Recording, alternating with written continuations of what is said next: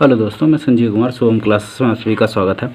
आज का जो ये टॉपिक है ये पूरे चैप्टर का सबसे इम्पॉर्टेंट टॉपिक है। ये इसको ऐसे कह सकते हैं कि ये पूरे जो चैप्टर नंबर 1 है इसकी जान है। ठीक है, अभी तक जो आप लोगों ने पढ़ा वो सारे इम्पॉर्टेंट टॉपिक है, लेकिन उन सभी इम्पॉर्टेंट टॉपिक का ही मोस्ट इम्पॉर्टेंट टॉपिक आज का ये टॉपिक है। इस टॉपिक में आपको ये बताया जाएगा कि गॉस के नियम को हम किस तरीके से यूज करें।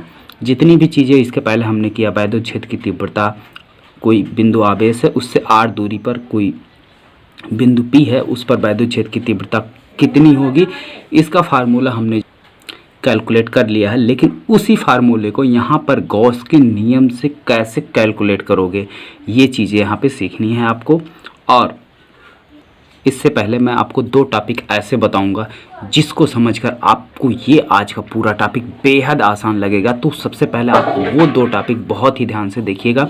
इससे पहले के वीडियो में हमने जो है आपका गॉस थ्योरम कंप्लीट किया था और कहा था कि आज जो पढ़ेंगे वो गॉस नियम का अनुप्रयोग। तो आइए सबसे पहले हम उस 2 इम्पॉर्टेंट टॉपिक की बात करते हैं जो हम कह रहे हैं कि जिसको समझने से आपको आज का पूरा वीडियो काफ़ी ज़्यादा ईजी लगेगा। वो टॉपिक ये है कि रेखीय आवेश घनत्व क्या होता है और पृष्ठ आवेश घनत्व क्या होता है। ठीक है, तो रेखीय आवेश घनत्व और पृष्ठ आवेश घनत्व ये दोनों अगर आप समझ जाते हैं तो गॉस के नियम का जो अनुप्रयोग है ये आपको बेहद आसान लगेगा। तो सबसे पहले हम बात कर लेते हैं रेखीय आवेश घनत्व क्या चीज़ है। ठीक है, हाँ, एक इम्पॉर्टेंट चीज़ और आप लोगों को बता दें, शायद आप लोगों को वीडियो में थोड़ी बहुत कन्फ्यूजन हुई होगी 4 और 5 में। ठीक है, तो जो वीडियो नंबर 4 और 5 है उसका क्रम जो है बदल गया है। जहाँ पर वीडियो नंबर 5 अपलोड होना चाहिए था वहाँ पर 4 हो गया है, जहाँ पर 4 होना चाहिए था वहाँ 5 हो गया है। तो दोनों आगे पीछे वीडियो हो गए हैं, वो आप लोग देख लीजिएगा, हम उसका क्रम बदल देंगे। ठीक है, आइए टॉपिक पे, रेखीय आवेश घनत्व। ठीक है, रेखीय आवेश घनत्व क्या चीज़ है। ठीक है, अब यहाँ पे रेखीय की बात हो रही थी, यानी सिंपल सी बात है, एक लाइन की बात हुई। लाइन को यानी लंबाई के थ्रू हम मेजर कर सकते हैं। जैसे ये कोई हमारा एक चालक तार है, मान लेते हैं इसकी लंबाई कितनी है, L है। ठीक, ये एक समान रूप से आवेशित है, यानी ये बिल्कुल चार्ज है। ठीक है, एक समान रूप से आवेशित है।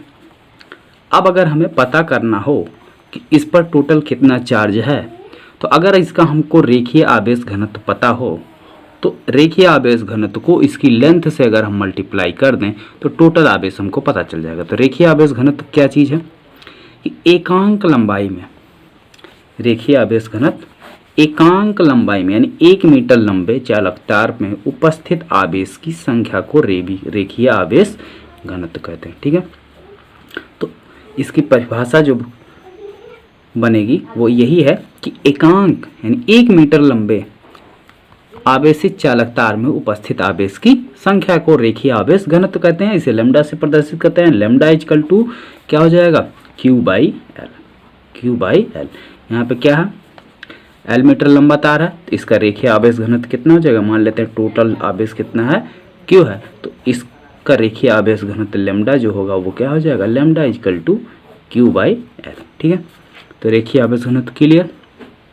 अब बात कर लेते हैं पृष्ठीय आवेश घनत्व की। जैसे मान लीजिए ये हमारा कोई सरफेस है। ठीक है, ये कोई सरफेस है, इस पर एक समान रूप से चार्ज जो है वितरित है या फैला हुआ है, तो इसका जो पृष्ठ आवेश घनत्व होगा वो कितना होगा। तो यहाँ पे रेखा की बात हुई थी तो लंबाई आई थी, यहाँ पे सरफेस की बात हो नहीं पृष्ठ की बात हो रही थी, यहाँ पर क्या आएगा, क्षेत्रफल आएगा। क्या आएगा, क्षेत्रफल आएगा। तो एकांक क्षेत्रफल में उपस्थित आवेशों की संख्या को हम क्या कहते हैं, पृष्ठ आवेश घनत्व या पृष्ठ घनत्व कहते हैं। ठीक है, पृष्ठ घनत्व, तो इसको सिग्मा से डिनोट करते हैं। तो सिग्मा इक्वल टू क्या हो जाएगा, Q by A. Sigma equal to क्या हो जाएगा, Q बाई ए। ठीक है, अब आते हैं गॉस के नियम के अनुप्रयोग। सबसे पहला अनुप्रयोग यह है कि अनंत लंबाई का कोई चालक तार है, उसके कारण किसी भी बिंदु पर, चाहे पास स्थित हो या किसी दूरी पर स्थित हो, कोई बिंदु है तो वहाँ पर वैद्युत क्षेत्र की तीव्रता कितनी होगी, इसको जो है गॉस के नियम से कैलकुलेट करना है। तो मान लेते हैं ये हमारा कोई अनंत लंबाई का चालक तार है, ठीक है, जिसकी लंबाई कितनी है, L है। एक समान रूप से ये आवेशित है। इससे r दूरी पर यहाँ पर स्थित कोई बिंदु P है, ठीक है। यहाँ पर हमें क्या करनी है, वैद्युत क्षेत्र की तीव्रता ज्ञात करनी है। तो यहाँ से r दूरी पर है, तो यहाँ से भी r दूरी पर ही स्थित हो। तो इन सारे बिंदुओं पर जितना वैद्युत क्षेत्र की तीव्रता यहाँ होगी उतनी ही यहाँ उतनी, मतलब यहाँ से अगर r दूरी लें बराबर हर जगह, तो हर जगह पे कितनी होगी वैद्युत क्षेत्र की तीव्रता, वो समान होगी। इसकी लंबाई मान लिया गया है L है। तो इसका रेखीय आवेश घनत्व कितना होगा, अभी आपको रेखीय आवेश घनत्व और पृष्ठ आवेश घनत्व के बारे में बताया गया। तो ये एक सीधा तार है, तो इसके लिए रेखीय आवेश घनत्व माना चालक तार का रेखीय आवेश घनत्व, चालक तार का रेखीय आवेश घनत्व लैम्डा इक्वल टू कितना है, Q/L। ये इसका रेखीय आवेश घनत्व है। इक्वेशन नंबर 1 हो गया आपका। अब जिस बिंदु पर हमें वैद्युत क्षेत्र की तीव्रता ज्ञात करनी है, तो यहाँ पॉइंट P यानी r दूरी पर स्थित बिंदु है, यहाँ पर हमें वैद्युत क्षेत्र की तीव्रता निकालनी है। तो इस बिंदु से जाता हुआ हम एक गॉसियन पृष्ठ की परिकल्पना करते हैं। तो एक ऐसा जो है, इसके चारों तरफ एक ऐसा पृष्ठ खींचेंगे जिससे होकर ये सारे बिंदु जाएं।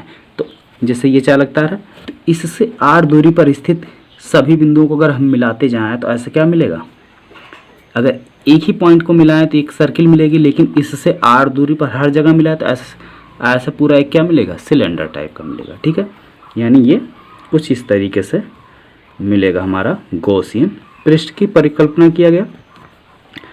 तो ये गॉसियन पृष्ठ बन गया, ठीक है। ये देखिए, क्लियर।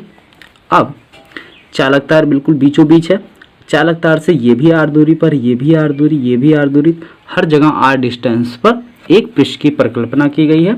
यही हमारा क्या होता है, इसी को हम बोलते हैं गॉसियन पृष्ठ। क्या है ये, गॉसियन पृष्ठ, ओके। अब देखो, गॉसियन पृष्ठ के चारों तरफ ये एक समान रूप से आवेशित है। इसके कारण यहाँ पर वैद्युत क्षेत्र की तीव्रता जो होगी वो इस डायरेक्शन में होगी। वैद्युत क्षेत्र की तीव्रता, ये प्लस चार्ज, प्लस से दूर। तो सबसे पहले इस पृष्ठ से ये भी एक हमारा पृष्ठ बन रहा ऊपर और नीचे, तो यहाँ से वैद्युत क्षेत्र की तीव्रता यानी कुल गुजरने वाला वैद्युत फ्लक्स कितना होगा, तो यहाँ पर एक हम क्या ले लेते हैं, क्षेत्रफल ले लेते हैं। इसका क्षेत्रफल वेक्टर किधर कार्य करेगा, इस डायरेक्शन में dA, ठीक है। और वैद्युत क्षेत्र की डायरेक्शन इधर किधर है, इधर है 90 डिग्री, ठीक है। तो गॉसियन पृष्ठ के ऊपरी भाग से गुजरने वाला कुल वैद्युत फ्लक्स कितना हो जाएगा, क्योंकि गॉस के नियम का यूज करना है, तो गॉस का नियम सीधे किस पर डिपेंड है, वैद्युत फ्लक्स पर। तो वैद्युत फ्लक्स ही हमें यहाँ कैलकुलेट करनी है। तो गॉसियन पृष्ठ के ऊपरी भाग से हम शॉर्टकट में लिख रहे हैं, ऊपर से गुजरने वाला कुल वैद्युत फ्लक्स फाई अपर, ठीक है, equal to integration E dot dA, ये बराबर क्या हो जाएगा, integration E dA cos theta. अब देखो यहाँ पे एंगल कितना बन रहा है, 90, dA और E के बीच 90, cos 90 0, ठीक है। ठीक इसी तरीके से अपर पे भी 0 हो गया। यहाँ हम खींचेंगे, यहाँ भी वही केस होगा। इसका क्षेत्रफल वेक्टर इधर, वैद्युत क्षेत्र की डायरेक्शन इधर, ठीक है। तो अपर और लोअर दोनों ही क्या हो जाएगा, फाई E लोअर, ये भी कितना आएगा 0। अब बचा केवल वक्र पृष्ठ का, ठीक है, कर्व्ड सरफेस एरिया का, इसका जो इसके अराउंड खींचा गया है। तो इसका एक क्षेत्रफल हम मान लेते हैं dA।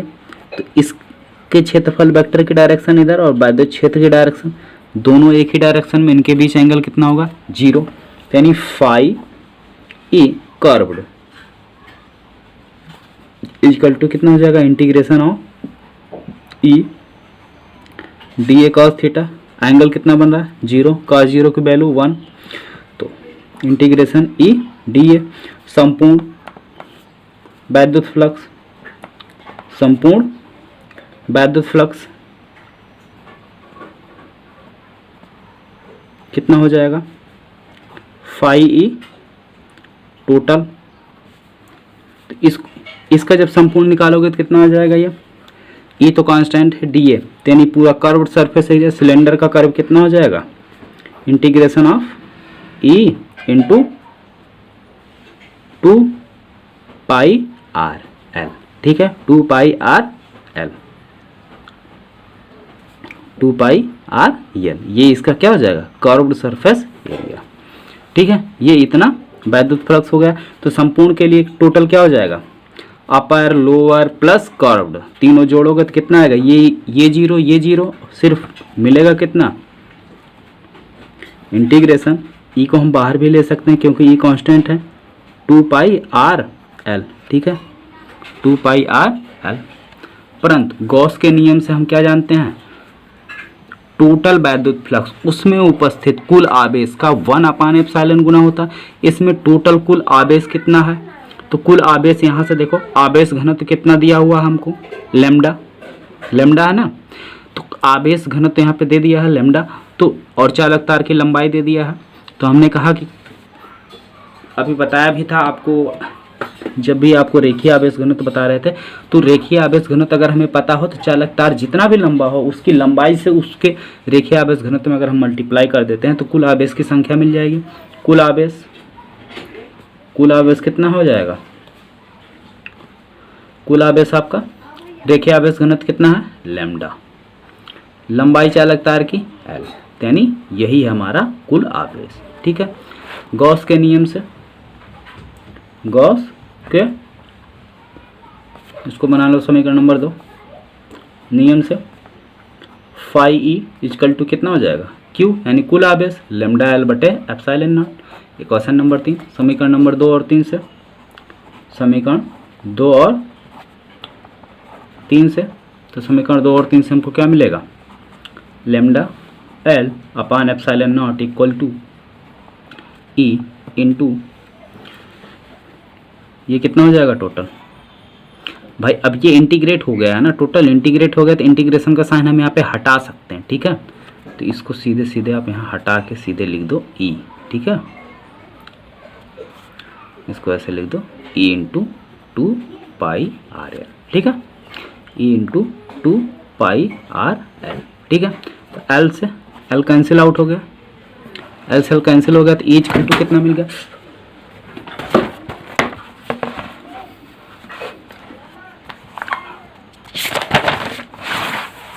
ई इक्वल हमारा बनेगा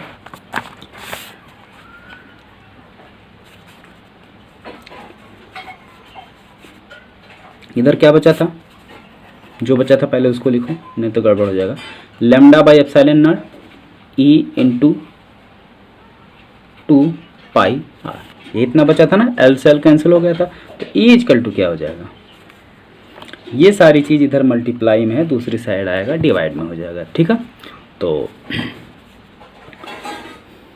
lambda by epsilon naught into 2 pi R. अब इसको वैद्युत क्षेत्र की तीव्रता के रूप में हम बनाएं, तो अगर इसको वैद्युत क्षेत्र की तीव्रता के रूप में बनाए तो क्या होता है, 1/4 pi epsilon naught Q by R, इस समथिंग टाइप का होता है ना, तो 1/4 पाई एप्सिलॉन नॉट। ठीक है, आप देखो यहाँ पे 2 पाई था, 4 पाई कर दिए गए, यानी 2 से ऊपर गुणा करना पड़ेगा। ठीक है, तो अगर हम 2 से यहाँ गुणा कर दें तो ये 4 पाई हो गया एप्सिलॉन नॉट। अब बचा क्या, 2 lambda by R into 2 lambda by R, 2 lambda by R. तो यही जो है एक समान रूप से आवेशित, अब चालक तार यहाँ पे देखो, जो वैद्युत क्षेत्र की तीव्रता आई है ये चालक तार की लंबाई पर डिपेंड नहीं करती। किस पर डिपेंड नहीं करती, चालक तार की लंबाई पर डिपेंड नहीं कर रही। किस पर डिपेंड कर रही है, केवल चालक तार से कितनी दूरी पर हमको वैद्युत क्षेत्र की तीव्रता निकालनी है, इसी एक बात पर डिपेंड है। ठीक है, और उसके रेखीय आवेश घनत्व, तो इन दो चीज़ों पर ये वैद्युत क्षेत्र की तीव्रता डिपेंड करती है और बाकी चीज़ों पर नहीं, चालक तार चाहे छोटा हो या बड़ा हो। तो ये फार्मूला। सेकंड जो आपका अनुप्रयोग है वो एक समान रूप से आवेशित अनंत विस्तार की समतल चादर है। ठीक है, दूसरा जो है वो अनंत विस्तार की